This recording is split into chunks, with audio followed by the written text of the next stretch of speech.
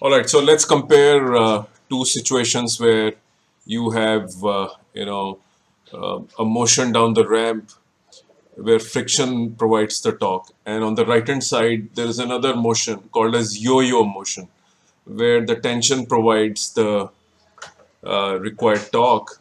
On the right hand side, what you see is the situation of a string unwinding.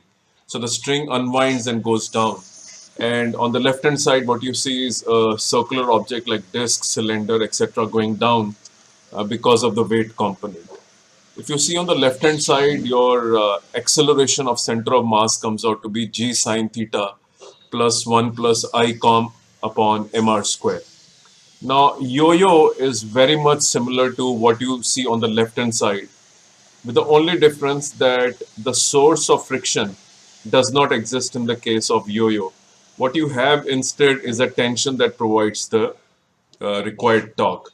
And the angle in the case of a ramp is theta, whereas in the case of a yo-yo, the angle is 90 degrees. So if you use the expression of the ramp on the left-hand side for yo-yo, the only thing you need to do is put theta is equal to 90 degree, and obviously the radius of the circular object on the left-hand side is the radius of axle of the yo-yo, which is r naught, and you can get the expression for the acceleration of center of mass of the yo-yo. So this is a way you can use one situation and apply the same to the second, which is a yo-yo. Thank you.